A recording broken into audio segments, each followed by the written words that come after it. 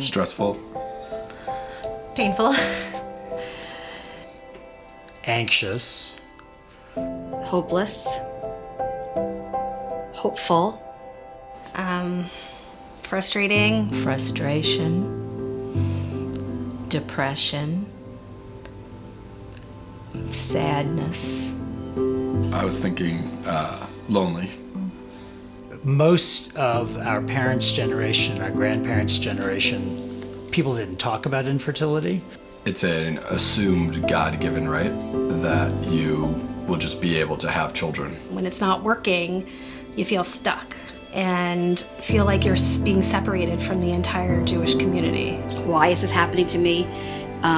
Why is God allowing this to happen to me? It just seemed like such an emotional mountain to climb. I didn't want to talk about it with anybody. And it's such a feeling of disappointment and inadequacy, and that's just how you feel about your body.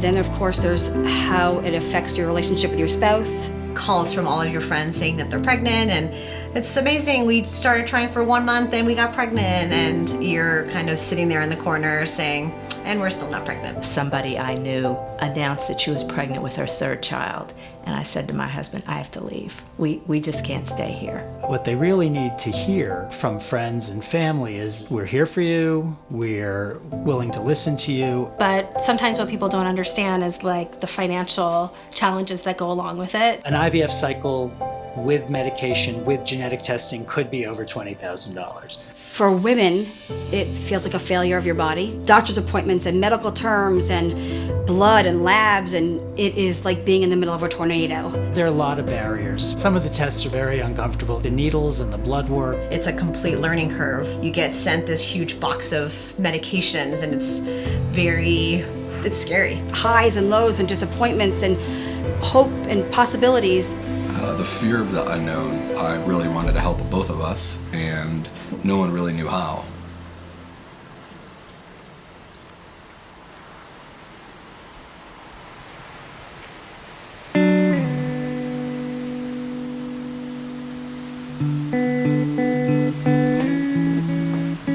We met in Jerusalem in a pub, and yes, it was love at first sight.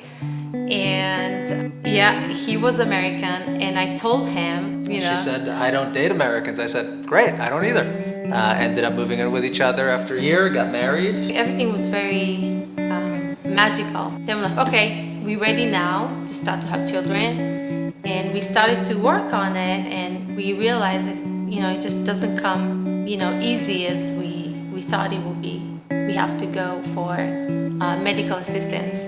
All my sisters and my brothers tell me like, okay, when are you gonna have children and when are you gonna have kids? Financial concerns are very heavy, not knowing what the problem is. When you realize that it's unexplained, you don't even know what you're fighting. Yael's naturally a nurturing kind of person, so I knew immediately she'd be a great mother. That, I think, makes it more difficult. Somebody who loves kids, we're confident we could be good parents. And I know Yael has the ability to be a great mother. It's like, it's this ups and downs, it's like a roller coaster. It was very heartbreaking. And I think if you don't experience it, you don't understand how difficult it is.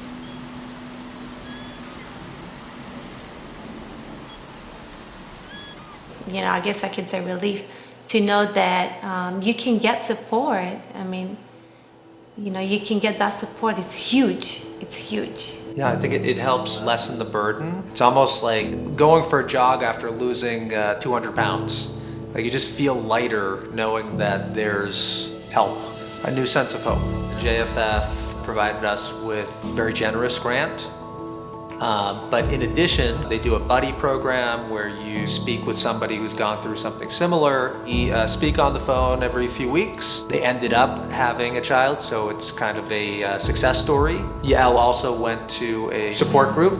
I don't feel alone anymore when I have, JFF. We provide financial assistance, we provide educational awareness for community leadership, and we also provide emotional support for couples, for individuals experiencing infertility through support groups and through the Fertility Buddies program, our peer-to-peer mentorship. Being able to help even one couple who is struggling, whether it be financially, emotionally, educationally. It's better than anything that we could have expected, and we're so grateful to have the opportunity to give back and help somebody else. Now that we've been through this, tell people to get as much information as they can. This is the purpose of JFF. I'm very glad that it's in existence. JFF was very warm and welcoming, and they talk about it like this is normal. There's a lot of people who go through this. And I hope that we can help also in the future, to give back. It's so important.